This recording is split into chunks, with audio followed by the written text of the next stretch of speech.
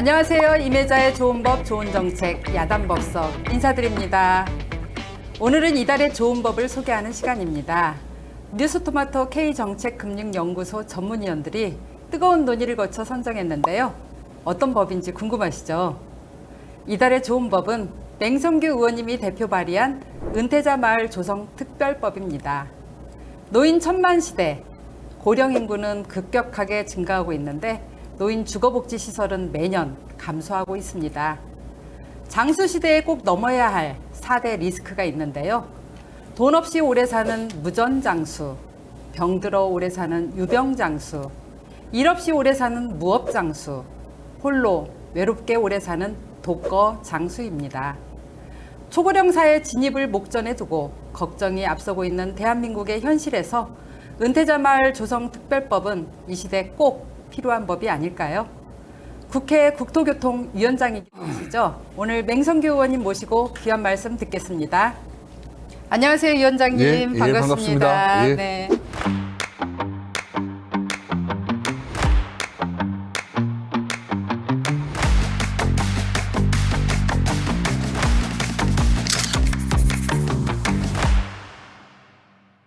사실 오늘 위원장님 모신 게 은퇴자 마을 특별법으로 모셨는데요. 긴급한 민생 법안이 하나 통과가 돼가지고 그렇습니다. 은퇴자 마을 살펴보기 전에 그거 잠깐 살펴볼게요.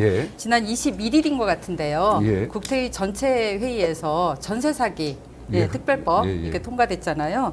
그 28일 본회의 통과할 전망이라고 하던데 해당 상임위를 맡고 계신 국토위원장님으로서 감회가 남다르실 것 같아요. 맞습니다. 그 방망이 마지막 땅땅땅 두드리실 때 감회가 어떠셨어요?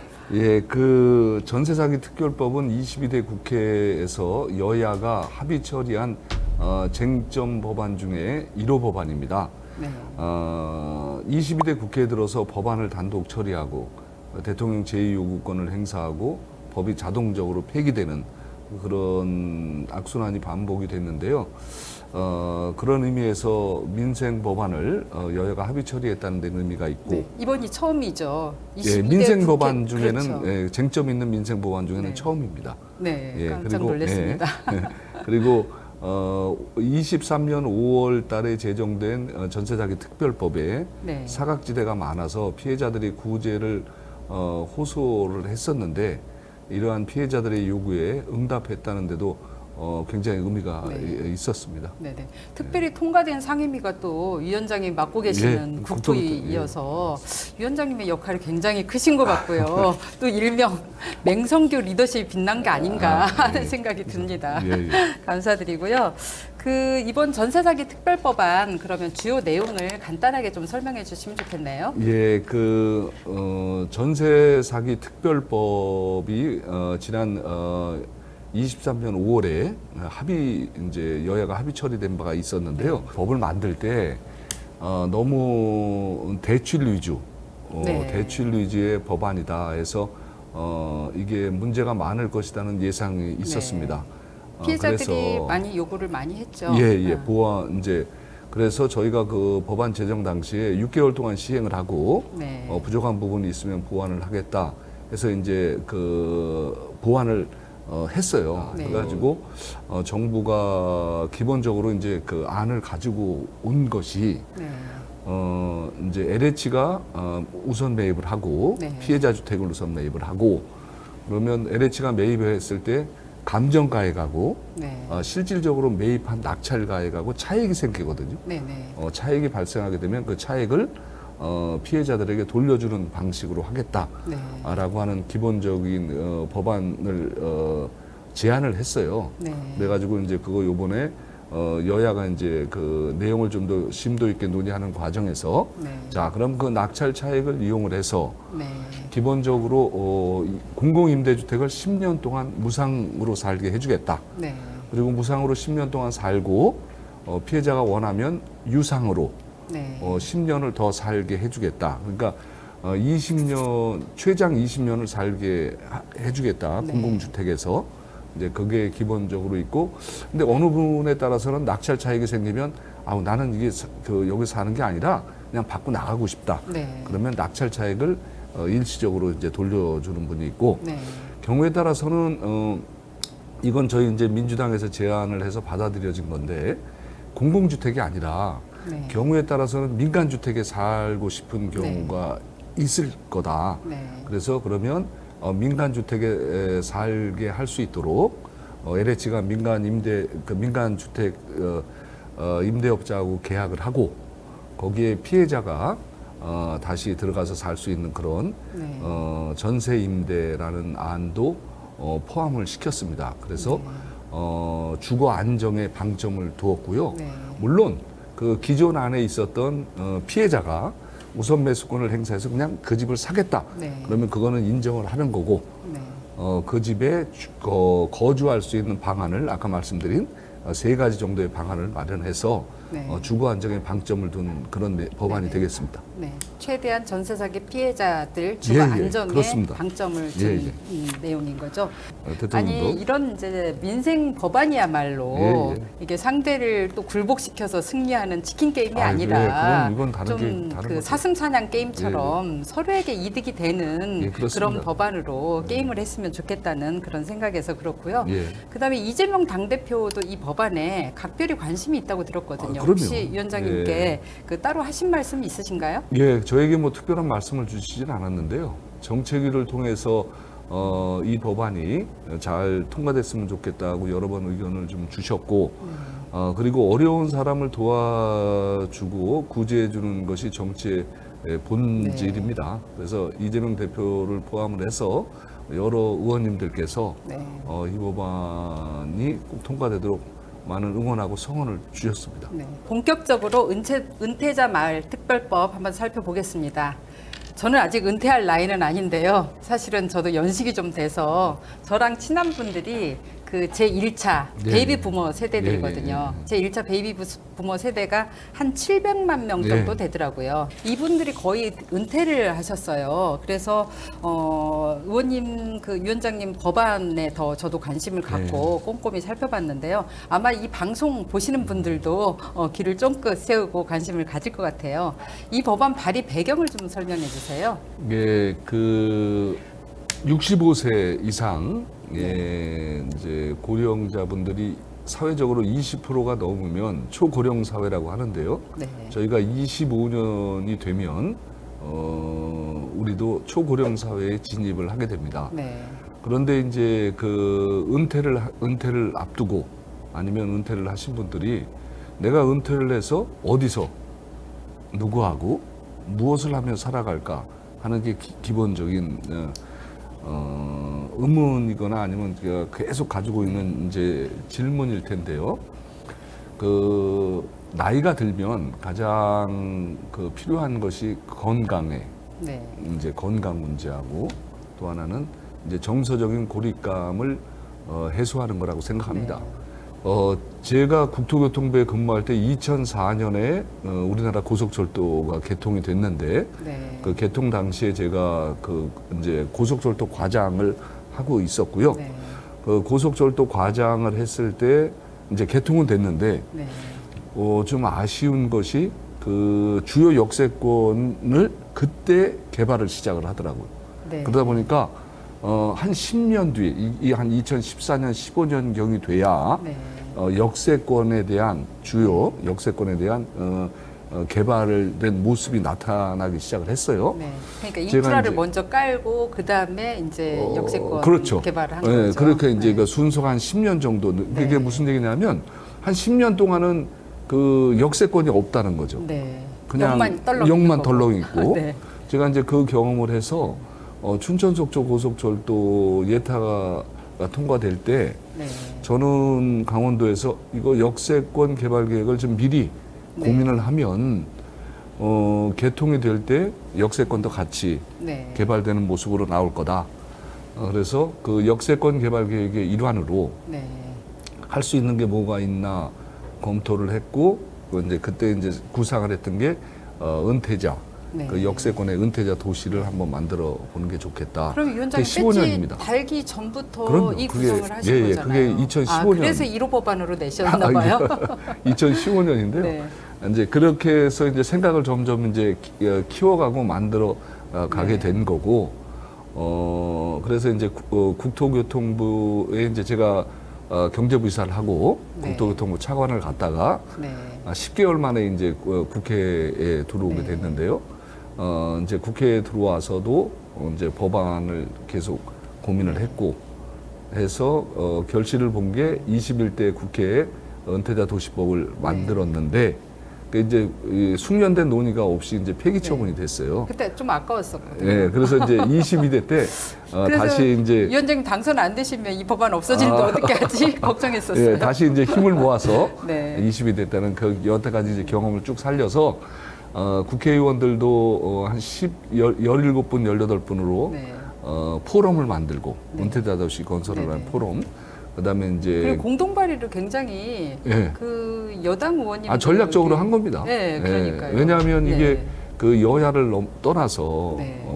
반드시 우리 사회에 초고령 사회를 맞이해서 필요한 주거 정책이기 때문에 네. 그 우리 여당 의원님도 적극 설득을 해드리고 원래 해가지고 복지에는 여야가 없잖아요. 예, 그래서 위원장님께서 은퇴자 천국 만드시겠다고 예. 다 각종 언론 인터뷰에서도 제가 봤었거든요. 은퇴자 천국의 그 그림 구상 어떻게 하고 계시는지. 네. 이게 이제 은퇴자 도시, 은퇴자 마을이 그냥 뚝 떨어진 어떤 개념이 아니라 네. 제가 이제 그 15년의 강원도 부지사 하면서 역세권 개발 일환으로 이제 한번 계속 구상을 했다고 말씀드렸잖아요. 네. 그래서 모델로 삼은 것이 이제 미국이었거든요. 네. 미국은 굉장히 많더라고. 한 3,000여 개 3,000개 정도 있습니다. 되던데요. 그러니까 70년 전에 시작을 했어요. 네. 제가 이제 강원도 부지사 할 때 한번 현지를 갔었고 네. 작년에 그때도 가셨고. 예. 네. 그 작년에 의원님들하고 이제 그 방문단을 꾸려서 한번 현지도 두 네. 번을 그 갔었고요. 방문 보고서 한번 본 적이 있어요. 예. 그래서 현지에 가봐서 그 살고 있는 주민들하고 직접 뭐 인터뷰도 해보고 네. 그 현장을 보고 왔는데 굉장히 부럽더라고요. 네. 그래서 이제 그런 그 주거, 그다음에 의료, 네. 식사, 네. 오락, 네. 취미 이런 네. 게 다 어우러지는 네.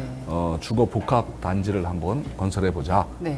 이제 그런 컨셉으로 이제 생각을 하게 됐는데 이게 꼭 그런 것만은 왜 여러 가지 장점이 있습니다. 네. 단 장점이 뭐냐면 이게 이제 인구 소멸 지역의 대안이 될 수 있어요. 네. 이를테면 지금 인구 감소 또 예, 지방 예. 소멸 그렇습니다. 위기니까 그거에 대한 어, 대응이 좀 예, 필요하잖아요. 예. 지금 기본적으로 구상하고 있는 게 한 10,000가구 정도의 한 2만 명 정도 네. 하는 이제 신도시급으로 생각을 하고 있는데 네. 만일에 이것이 지방 인구 소멸 지역에 가게 되면 네. 소멸 지역에 대응을 할 수 있어요. 예를 들어서 10,000가구 정도가 거기 살게 되면 자녀분들이 가끔 방문할 거 아닙니까? 네. 자녀분들이 방문하게 되면 그 지역을 아무래도 네. 이제 그렇죠. 관광도 하고 네. 관심 있게 요즘 생활인구, 관계인구 이런 예, 것들을 예. 엄청 뭐 활성화시켜서 그런 것도 있고. 지방소멸 위기 대응책으로 나오니까요. 또 하나는 어떤 효과가 있냐면 이제 수도권에 집을 가지고 계신 분이 월세를 놓고 네. 그 은퇴자 도시에 월세를 살게 되면 그 차익이 발생할 수밖에 네. 없죠. 그 차익이 생활비를 이제 보충할 수 있는 네. 그런 구조도 돼 있고 그래서 네. 다양하게 그 여러 가지 효과가 있습니다. 그러니까 이게 단순한 예. 어떤 주거복지 개념뿐만이 예. 아니라 지역 경제 활성화라든가 경제 효과 이런 예. 것들도 있고 특히 이제 청년 주거 문제도 이게 심각하잖아요. 뭐 다양하게 이제 주택 공급 문제도 네.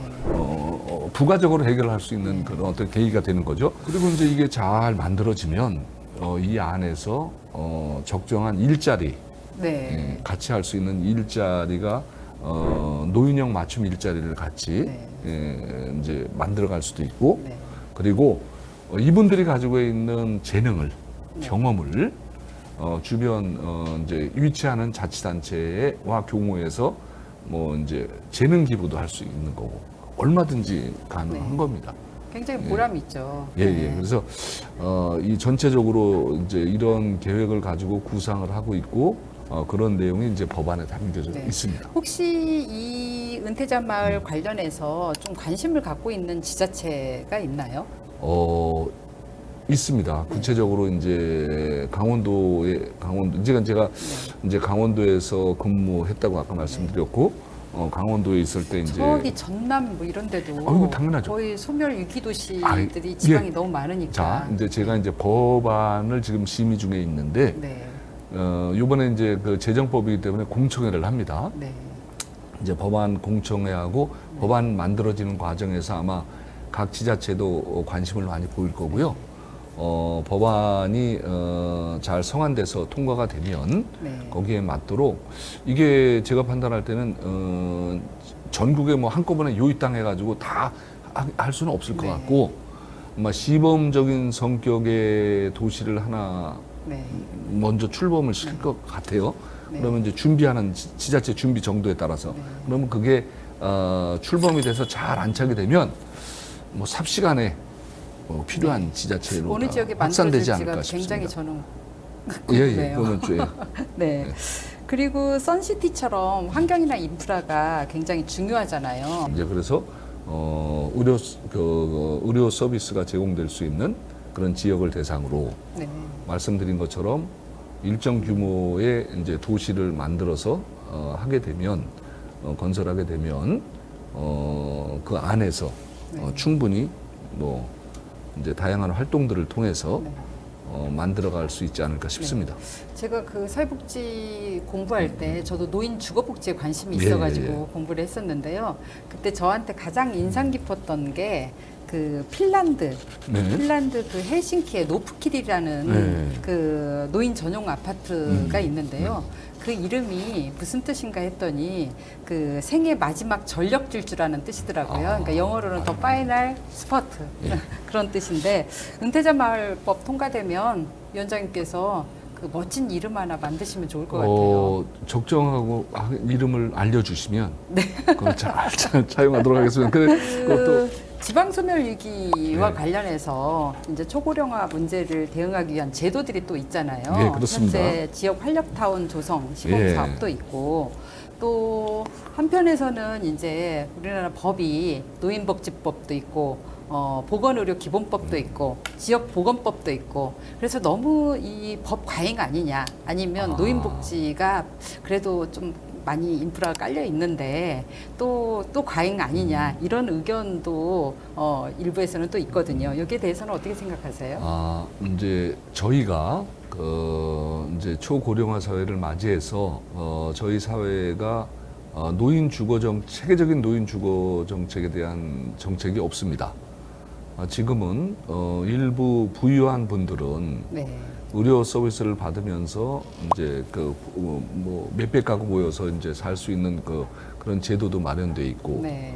또 경우에 따라서는 뭐 지방에 뭐 100가구나 200가구에서 단독 택지를 조성을 해서 단지를 조성해서 이렇게 이제 이렇게 뭐 그 관련 법에 따라서 이렇게 노인 주거 시설이라고 하는 게 이제 만들어지고 있는데요. 지금 이 은퇴자 도시는 우리 사회가 아직 가지고 있지 않은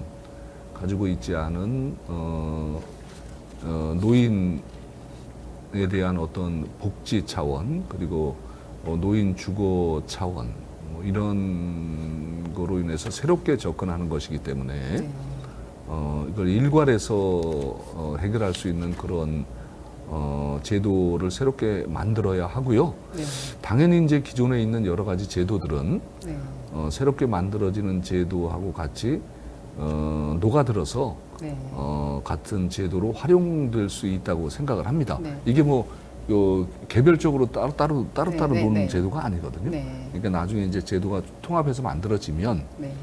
이걸 잘 운영할 수 있도록 해야 되겠죠. 그렇다고 뭐 노인 복지 정책을 보건복지부만 하는 것도 아니고 네. 국토교통부만 할 수 있는 것도 아니고 이거는 사회가 머리를 맞대고 가장 좋은 방안을 찾아가야 할 거라고 생각을 합니다. 아주 부분을 잘해야 될것 같아요. 부유하지 않아도 중산층들도 뭐 충분히 살아갈 수 있는 어떤 제도를 만드는 거죠. 네. 지금 소위에서 검토 지금 중인 거죠? 소위 단계에서 네. 검토 중에 있고요. 그 재정법이기 때문에 네. 조만간에 이제 공청회를 통해서 다양한 의견을 받고 이제 여러 가지 의견이 모아지면 이제 그 법안을 이제 통과가 될 텐데 지금 이제 여태까지 법 논의 과정을 쭉 보면 뭐 그냥 물리적으로 뭐 20평짜리 40가구를 져서 어떤 지역에 뭐 체육관도 뭐 몇 개 짓고 부대 시설 짓고 이제 이거는 큰 문제가 없는 것 같아요. 비용 축에도 다 나왔더라고요. 예, 이제 큰 문제가 없는데 이제 단지 하나 이제 우리 사회가 아직까지 경험을 못 해봤잖아요. 네. 그러면 이제 이게 재정법이다. 지금 이제 몇 가지 이제 남아 있는 것 중에 하나는 이렇게 이제 다양한 활동들이 만들어졌을 때 네. 이런 활동들을 어떻게 지속 가능하게 네. 만들어 갈 수 있겠느냐, 네. 응? 자생적으로 이제 그런 거가 조금 아직 쟁점으로 남아 있고요. 또 하나는 이제 예를 들어서 강원도 A라는 지역에 이제 들어가게 됐어요. 네. 그러면 강원도 사람만 다 들어가게 되면 아무 의미가 없잖아요. 그러니까 그 인구 소멸 지역의 방어도가 되는 것도 아니고 그렇죠. 그냥 거기 있는 사람들끼리 외지인 외부인이 들어가야 되는 그렇죠. 거죠. 네. 그러니까 일정 부분에 물론 이제 거기 그 주변에 사시는 분들도 이제 네. 받아들여야 되겠지만 외지인들이 안 들어가면 그렇죠. 이 정책 효과는 이게 없는 거잖아요. 네. 예? 해당 지자체에서도 홍보를 굉장히 많이 해야 될 것 같아요. 그리고 네. 예 그리고 이거를 어느 정도 비율로 할 것이냐. 네. 그리고 아까 말씀드린 것처럼 지속 가능성을 어떻게 담보할 것이냐 네. 하는 것도 아우, 쟁점 포인트가 굉장히 많네요. 그럼요. 우리 사회에 그 처음 도입하는 건데 쉬울 수가 없죠. 어떤 일정 시기가 지나면 확산 속도는 뭐 지자체별로 많이 확산이 될 거다. 엄청 기대가 됩니다. 예. 감사합니다.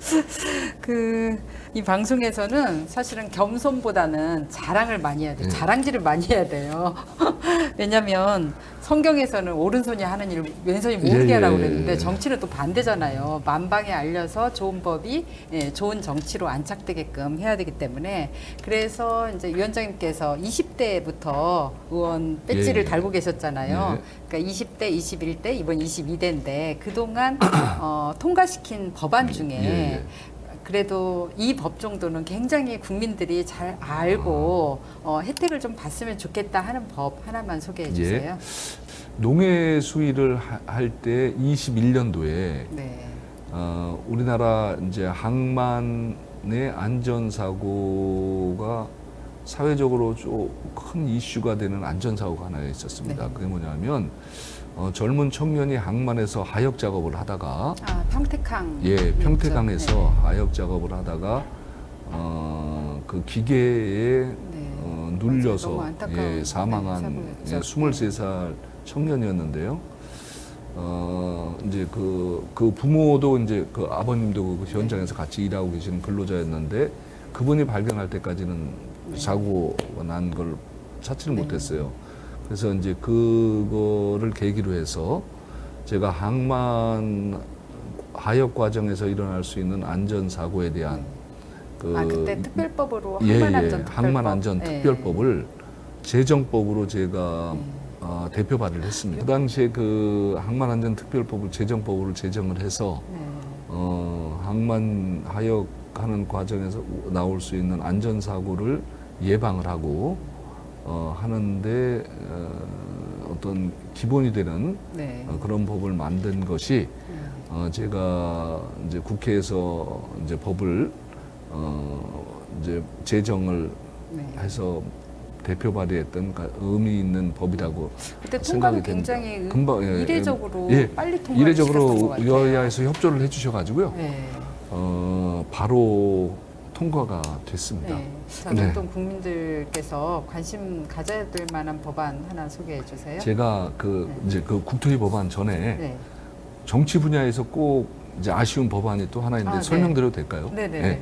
정치 분야에 있어서 그 주민들이 가장 원하는 게 뭘까요? 제가 이제 주민들하고 쭉 대화하면서 느끼는데 주민들은 동장을 그러니까 보통 이제 저희들은 이제 지역은 동장이죠. 다른 데는 면장, 읍장 이렇게 있을 수 있는데 동장을 자기 손으로 뽑았으면 하더라고요. 왜냐하면 그 주민 지역에서 가장 지역을 사랑하는 사람이 과연 누굴까? 그 지역에 사는 주민이거든요. 그렇죠. 애정도 가장 많고 활동도 많이 하고. 그런데 이 지금 있는 현재 공무원들은 그 임명권자, 즉 구청장의 눈치를 보고 그 주민 일단은 뭐 그렇다고 해서 뭐 다 그렇다는 건 아니지만 그러니까 주민들의 대면서 그러니까 왜냐하면 저희들처럼 표를 받아야 되는 것도 아니고 하니까 그 접촉료나 이런 게 적더라. 그래서 예, 동장을 직접 주민들이 뽑으면 네. 주민자치가 실현될 수. 물론 이분들은 정당에 가입하면 안 되죠. 네, 그렇죠. 네? 이제 그런 게 하나 있고 또 하나는 시구의원 통합을 했으면 좋겠어요. 왜냐하면 이거 엄청난 예, 시구의원이 정치 현안인데요. 예, 똑같은 지역에서 네. 예? 그 구의원들 같은 네. 경우에는 부담이 없어요. 일당 네. 이당은 네. 그냥 공천만 받으면 다 되거든요. 네, 네. 예? 그러다 보니까 선거구 자체가 2인 선거구냐, 예. 3인 선거구냐에 따라서 그냥 예. 자동으로 되는 아니 거죠. 이거 저 구의원들도 네. 성과에 따라서 저 성과를 못하거나 게으른 네. 사람은 떨어져야 되는데 아, 네. 위원장님, 구의원들은 다 되고 이 부분은 별도로 한번 모시고 아니 그래서 토론해야 시구의원도 될것 같아요. 통합을 해야 되고요. 네. 그다음에 마지막으로 네. 국회의원도 동일 지역에서 한 3번만 하고 그만두면 딱 맞을 것 같아요. 그러니까 3선 이상 연임 제한. 그 동일이죠. 이게 주민들이 아까 말씀드린 동장 직선제, 그다음에 시구의원 통합, 네. 국회의원 네. 4연임. 이거 정치개혁 법안. 이것도 굉장히 네. 이 주민들이 원하는 법인데, 네. 이것도 이제 오늘 엄청난 개혁안을 가지고 오셨어요. 아니 이거 정치 분야에서 이것만 네. 되면 네. 그 우리나라의 정치에 제가 볼 때는 그냥 싸울 필요가 없는 거죠. 왜 싸우죠? 위원장님 말씀하시다 예. 보니까 벌써 끝날 시간이 예, 예, 됐어요. 그래서 마지막으로 시청자분들께 위원장님 러브레터 한 줄 써주셔야 돼요. 오늘 살펴본 법안이 은퇴자 마을 조성 특별법이잖아요. 예, 예. 이 법안을 한 줄로 은퇴자 마을은 뭐 예를 들어서 사랑이다.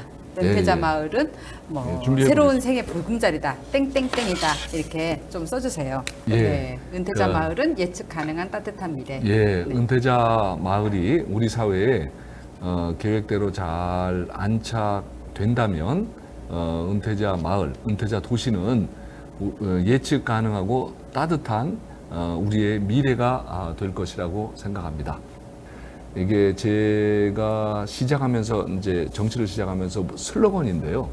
예측 가능한 사회에서는 이태원 참사나 세월호 참사 또는 순살 아파트와 같은 일이 발생할 수가 없습니다. 우리 사회의 예측 가능성을 높여서 안전한 사회를 만들고 그리고 개인이 혼자 감당할 수 없는 삶의 짐이 있습니다. 그 삶의 짐을 사회가 나누어 갖는 따뜻한 사회를 꼭 만들어 가보고 싶습니다. 그리고 우리 사회는 두 가지 근본적인 과제를 안고 있습니다. 저출생 고령화를 극복해야 될 과제, 그리고 한반도의 항구적인 평화 체제를 구축해야 될 과제를 안고 있는데요. 저출생 고령화의 과제는 생애 주기별 돌봄 체계를 재검토를 하고, 그리고 한반도의 항구적인 평화 체제 구축은 남북 간의 교류를 활성화를 통해서 꼭 한번 만들어 가고 싶습니다. 네, 위원장님 오늘 좋은 말씀 감사드립니다. 네, 감사합니다. 은퇴자 마을 특별법이 굉장히 따뜻한 법안이네요. 꼭 통과될 수 있도록 열렬히 또 격하게 응원하겠습니다. 감사합니다. 네, 고맙습니다. 꽤 오래 전부터 우리는 부끄럽게도 OECD 국가 중 노인 자살률 1위, 노인 빈곤율 1위를 달리고 있습니다. 게다가 노인 고독사는 매년 20%씩 늘어가고 있습니다. 그래서 한국의 노인은 늙어서 죽는 게 아니라 외로워서 죽는다고 말합니다. 바야흐로 호모 헌드레드 시대, 인간 평균 수명 100세 시대에 노인을 위한 나라는 없다는 영화 제목처럼 2024년 대한민국 노인의 현 주소가 씁쓸합니다. 그래서 오늘 살펴본 맹성규 의원님의 은퇴자 마을 조성 특별법은 우리에게 더 특별한 의미로 다가오는 것 같습니다. 개인이 감당할 수 없는 무거운 삶의 짐을 국가가 함께 나누어지는 따뜻한 사회가 되었으면 좋겠습니다. 노인 한 사람의 죽음은 도서관 한 개의 소멸과 같다. 이 속담을 함께 새기면 좋겠습니다. 임혜자의 야단법석 여기서 마치겠습니다. 오늘도 좋은 법을 위해 뉴스토마토와 함께 해주신 시청자 여러분께 감사드립니다.